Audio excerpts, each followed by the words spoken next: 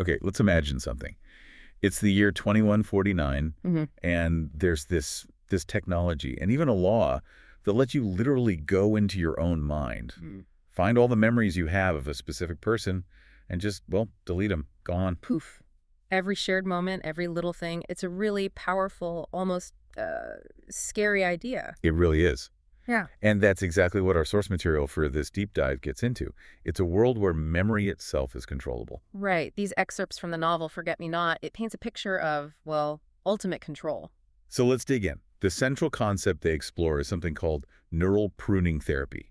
Think of it as like super precise brain surgery for relationships. Yeah, designed specifically to snip away the connections to certain people. And it wasn't just some underground tech, was it? No, not at all. It became actual government policy. They passed the law of the Forgetting Act. And the novel suggests the intention, or at least the stated intention, was positive, helping people heal from trauma. Exactly. Like, imagine you could legally, painlessly just forget someone who caused you immense harm. An abuser, maybe. On the surface, it sounds almost therapeutic, doesn't it? A clean break. It does. But, with any power, that absolute, well, the potential for misuse is huge, Hmm. which is what this story really explores. And we see it through the eyes of one woman, Mara Lynn. Right. Mara's the one who's been forgotten. She's been erased from people's minds because of this act. Legally erased. It's such a stark term. So that's our goal here, using these excerpts Right. to really understand what this engineered forgetting feels like through Mara's journey. What does it really mean to be erased? Okay, so where do we find Mara at the start? What's her situation? Well, the story opens, she's in her apartment in New Singapore, and she's just received some devastating news. It's a rejection notice, right? This Yeah. Bureau of Cognitive Sanitation. Yeah, I mean, even the name is chilling. A government body for cleaning up thoughts about people. This notice says her final appeal, her fourth appeal, to undo the forgetting, denied. Oh, so that's it. She's officially, permanently, legally erased. The book really conveys the gut punch of that. It does. And she finds out how it happened. The only clue she has left is an old-fashioned paper letter from Theo, the man she loved. Ah, Theo. And the letter basically just says, It's brutal. Just, I'm sorry, Mara. I can't live with the memories. I filed the forgetting this morning. wow, just like that. And because his memory's gone. He can never explain why. She can never understand. It's a whole wall. So what does the novel tell us about what being forgotten actually feels like for Mara, day to day? Oh, it's heartbreaking. She describes walking around feeling like a ghost. She's physically present. People can see her Like their brains just skip over her. Exactly. People she knew her whole life walk past like she's invisible. There's this one bit where she sees her own sister, Ava. Her sister. Yeah, in a market. And Ava looks right through her. Decades of shared history, just gone from Ava's perspective. And it's not just passive forgetting, like memories fading over time. The novel calls it something specific. A neural aversion. It's active. The brain doesn't just lack the memory, it actively avoids processing Mara. So it creates these little instant rationalizations. Right, like, oh, who's that stranger? Or must be someone I don't know. And people, even Ava, they just instinctively look away, avoid thinking about her. It's like a built-in defense mechanism against the forgotten. Creates this profound isolation, doesn't it? Totally. The book emphasizes that the harder she tries to connect, the stronger that aversion pushes back. The system wants the forgotten to just fade out. But she doesn't just accept it, does she? She finds others. Yes, exactly. She eventually finds this underground network, kind of a resistance movement. It's called the Garden of Unmemory. Set up by memory rights activists, a safe haven, basically. For all the erased people, ex-partners, parents cut off by their kids, even political dissidents, whistleblowers, artists, anyone inconvenient enough to be forgotten. And the description of this place, the garden, is really striking. Oh, yeah. It's deep underground, no sunlight. Instead, it's lit by these weird bioluminescent flowers, blues and purples. And there's this hum in the air, electrical. Yeah, like residual energy, Yeah. maybe from the erased minds or the tech shielding them. It feels like a place built out of what's been lost. And it's there that Mara finally gets seen again. She meets Rima, described as this really memorable figure. Silver hair, one eye, lots of tattoos, and Rima just looks at her and says, "You're one of us now." That must have been huge for Mara, the first real recognition. Absolutely, and Rima gets straight to the point. She knows Mara wants what they all want. To be remembered. To be remembered, even if it means breaking the law that erased them. But how? How can you possibly fight something that's literally wired into people's brains? Well, that's the million-dollar question. Yeah. And there are these whispers in the garden Yeah. about a potential way around it, a loophole. Which leads them to this figure, Cipher. Right, a rogue neural hacker. Mm-hmm. He operates out in the outer spires, these kind of lawless areas outside the main city. He's this almost mythical figure, the last resort. So Mara tracks him down. She does. Mm. And he seems to know everything about her already. How long she's been erased, how deep the pruning went. She asks him straight up, can you undo it? And his answer is, No. Just flat out no. oof. That must have been crushing. Totally. But then he explains he can't reverse the forgetting, but he thinks he's found a way to hack around it. Okay, how? What's the key? His research showed that memories tied really strongly to sensory experiences before the forgetting happened. They're harder to completely erase. There's always like a tiny residue left. A sensory imprint. Exactly. And for Mara and Theo, Cipher identifies one specific memory with that kind of powerful imprint. Which one? A night they spent dancing on a rooftop.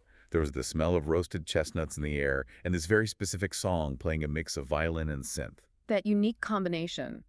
Smell, sound, motion. Oh, right. It left an anchor. An anchor strong enough that the forgetting couldn't completely sever it. So the plan formed. And it's ambitious, to say the least. Extremely. They decide to meticulously recreate that exact moment, every sensory detail. The hope being that if they present Theo with this perfect reconstruction, It might spontaneously trigger the restoration of that buried sensory-linked memory of Mara. Like finding the right key for a hidden lock. oh, the risks. Huge. Cipher warns her, if it's not perfect, if Theo's brain reacts badly, he could lose his short-term memory. Permanently. Wow. Yeah. That's a massive gamble for both of them. Definitely. And Cipher adds this interesting little observation about Theo's original choice to forget her. Oh, what's that? He kind of shrugs it off, speculates. Maybe he didn't want to. Maybe he just thought he had to. Huh. So maybe it wasn't just simple cruelty. Maybe pressure or something else adds another layer. It does. So they start this incredibly detailed reconstruction. The novel describes it like building a ghost memory. They rebuild the rooftop setting. Every detail. Temperature, the exact chestnut smell, the acoustics. Rima's network helps find raw materials. Musicians in the garden work to recreate that specific song, note for note. And Mara has to rehearse her part. Relentlessly. Her movements, the words she said that night. Everything has to be perfect. Okay, so they build the memory. But how do they actually get it to Theo? He's in some high security place now, right? Yeah, Cognitive Design Institute. Very locked down. This is where Cipher's skills come in. The neural hacker. He manages to infiltrate the institute, posing as a contractor. And they find out Theo has these regular immersive therapy sessions. Therapy session. Yeah, in these special chambers. He sits in what the book calls a synthetic body, like a neural interface, and receives these complex simulations meant to help him, well, cope after the forgetting. Ah, so they see an opening. Exactly. Cipher manages to upload their reconstructed rooftop memory. Oh. He disguises it, labels it something boring and therapeutic sounding, like emotional baseline, subject 472 joy event. And slips it into Theo's therapy schedule. Clever. Okay, so the moment of truth. Inside the simulation chamber. The music starts. The virtual rooftop appears. Mara, inside the simulation, dances with Theo's avatar. She touches his arm, whispers things from that night. The smell of chestnuts fills the air. And Theo's reaction. The book describes it beat by beat. His face twitches, he blinks really fast, then he gasps. Like this sound of pure shock. Recognition. Yes. And then he whispers it, his voice cracking. Mara, Wow. I remember you. It actually worked, the sensory overload. It broke through. It did. And in that moment, Theo explains why he did it. He says, I thought it would help me heal. But it didn't. No. He says, it didn't. It just broke me differently. A really stark admission about the true cost of the forgetting act. But they don't get much time for this reunion, I imagine. Not at all. Instantly, alarms start blaring everywhere. This system detected it. Oh, yeah. The simulation violently collapses. Security bursts into the chamber. Cipher's signal got traced. And the crackdown. Swift, brutal. Rima's safe house, burned down. The Garden of Unmemory itself. Raided, then just bulldozed. Wiped off the map, physically erasing the sanctuary of the erased. So Mara and Theo. They escape somehow. But now they're fugitives. Hunted. But something important happened. A spark, the novel says. Yes. And this is the real turning point. Theo does something incredibly risky but crucial. What does he do? He leaks the rememory sequence. The music file, the scent profile, the visual cues from the rooftop. He spreads it across the public networks. Disguised. like a virus. The key to unlocking his memory, he makes it public. Exactly. And this starts, well, a chain reaction. An organic one. How so? Those sensory keys start spreading. And other forgotten people, or the people who forgot them, start getting exposed. And memories start flickering back. Really, across society. Yeah, the novel gives these little glimpses of mothers suddenly remembering her forgotten daughter's name, a friend's face surfacing in someone's mind, a teacher's name echoing, just fragments, whispers at first. Like seeds starting to sprout, even though the ground was supposed to be barren. Perfectly put. It's described as this spontaneous bloom of remembrance. People feel the memories returning before they even know who they're remembering. The government tries to shut it down, but it's like trying to stop the tide. So this grassroots remembering actually forces a change. It seems so. The story jumps forward a year, and there's this new, unofficial holiday popping up, Remembrance Day. Started by the people affected. Yeah, quiet defiance at first, but it gathers momentum. And eventually, it actually gets codified into law. Wow. And the Forgetting Act itself. It gets amended. People still have the choice to forget, but, and this is key, the forgotten-nows have rights. They have a path to appeal, a real chance to be heard and potentially remembered again. So society found a balance of sorts. It seems that way. Yeah. And the final scene we get is really hopeful. Mara and Theo are just walking in a park in New Singapore. And this time, People aren't looking through them. They're being seen. People nod, give small smiles. They're acknowledged. That's powerful. And they have this quiet exchange. Mara whispers to Theo, "You remember me." And he says, "I always did." Acknowledging that little trace, that sensory anchor that was always there, buried deep. And Mara's final line sums it all up. What's that? She just says, "I just had to remind you."